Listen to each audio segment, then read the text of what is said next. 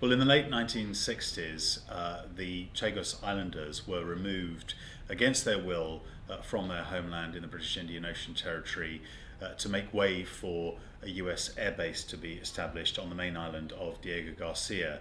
And one of the things that I think was quite scandalous at the time, the Wilson administration didn't pass that through Parliament. It was done through what's called Orders in Council, which is a bit of an arcane method that executive action can be taken. And so the whole issue never from day one really received the proper democratic scrutiny that I think it should have received. Well, in the early years of the Thatcher administration, in the early 1980s, there was compensation paid by the British government, but it was actually paid to the Mauritian government to look after the Chagos Island community, most of whom had been removed from Biot, British Indian Ocean Territory, to Mauritius. There were some Chagos Islanders in the Seychelles as well. And so really it wasn't compensation directly to the Chagos Islanders, but through another government to support them. And there are some stories that really the Mauritian government haven't over the years properly supported the Chagos Islanders. A lot of them have lived in quite impoverished conditions in the capital, Port Louis, and elsewhere.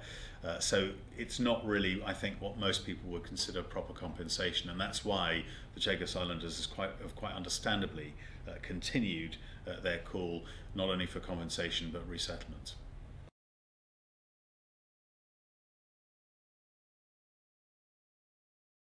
Well, there's an irony in terms of my interest in this issue. When I was an A-level student, I came across a chapter in a book about the Chagos Island story, and I was shocked and appalled by it then that the British government can evict people from their homeland as recent as the late 1960s.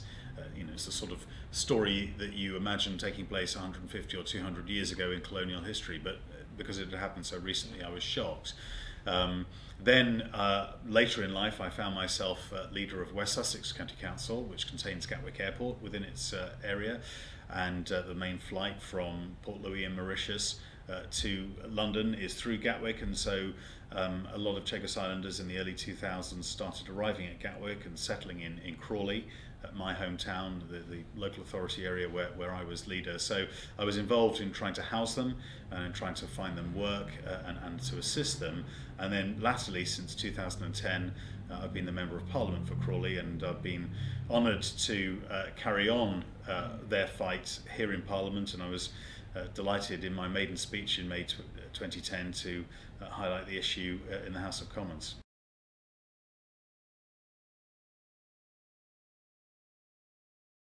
Well, after over 4 decades of the British government not really wanting to discuss the issue of the Chagos Islands, I am pleased that the current government, the Foreign and Commonwealth Office, last year initiated a feasibility study into the possibility of resettlement of the British Indian Ocean Territory by Chagos Islanders, and that has been carried out independently by KPMG, and they've been gathering evidence from the community in this country, in Mauritius, speaking to parliamentarians such as myself and others, and that report is imminent in terms of coming out.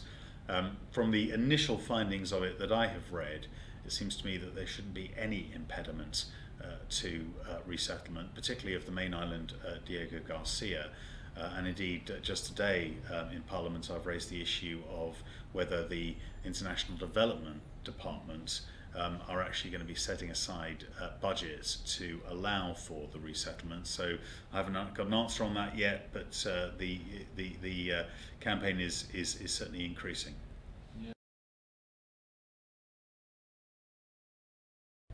Well, it's my privilege to be a Vice Chairman of the All-Party Parliamentary Group on the Chagos Islands. It's something I joined the moment I entered Parliament, because it's an issue of huge importance, both to me personally, but also to a lot of my constituents who are Chagos Islanders. I think we are at the greatest moment of opportunity for the possibility of resettlement of the Chagos Islands, and that's why we need to really continue this campaign and increase the pressure now to make the case. So that 45 years of injustice can start to be righted.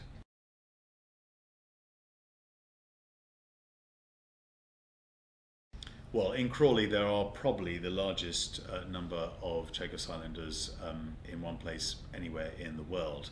And I think if they were given the right, as I think they should, to be able to return to the Chagos Islands, then what it does is it means there is an opportunity for Chagos Islanders to return. Obviously, it's not a requirement that they return. That's up to individuals and families to make a decision on.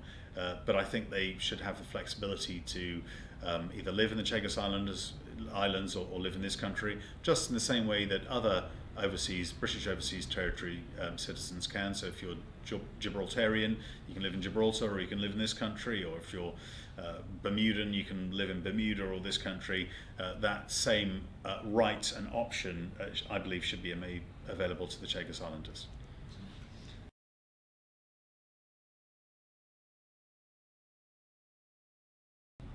Well, I think the United Kingdom has a very proud record of human rights and acting responsibly in most cases internationally. However, this certainly is a stain on Britain's reputation. And as I say, I find it amazing that this story of forcibly removing people from their homeland took place as recently as the late 1960s and was compounded over the last 4 decades. You know, this is the sort of thing that you read about happening in colonial history 150, 200 years ago.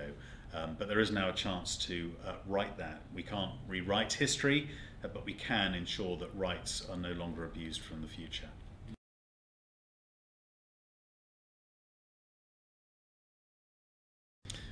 I don't come from the Chagos Islands, but if somebody told me I was not allowed to live or return to the place that I was born and brought up in, I would consider that to be a gross violation of my human rights, and it's no different for Chagos Islanders.